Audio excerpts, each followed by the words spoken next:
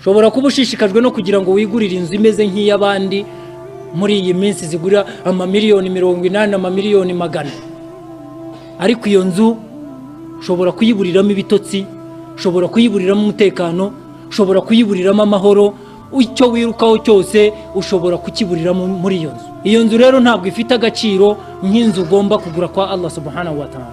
Ushobora kuba ushishikajwe no kwishakira umukobwa mwiza n'umugore mwiza ukamwitaho kugira ngo ukange rubanda, ariko uwo mugore ushobora kumubona, wamubonaga ari umukobwa ari gasozi ukabona niwe marayika w'Imana, wamugezayo uwo wakekaga ko ari Musa akakubera Farawo, amaguru ukajya ugenda wambaye amasogisi adasa, kandi warashatse kugira ngo ubone ituze ukariburira kuri uwo mugore. Ushobora kuba ushishikajwe n'abana, mbarere babyibuhe bamere neza mbaratira abandi, abo akaba ari bo bazaba impamvu yawe yo kugira ngo uve mu mwuka hano kuri iyi si, uve mu mwuka amarira atemba. Ntukabone umuntu apfa amarira ava mu mutwe, ava mu maso, arira adasohora ijwi, agahinda kenda kumuturitsa umutima. Abasigiwe menshi sibo babayeho neza, ahubwo abatunganyijwe bagategurwa bakarerwa mubiri na mutima nibo babayeho neza.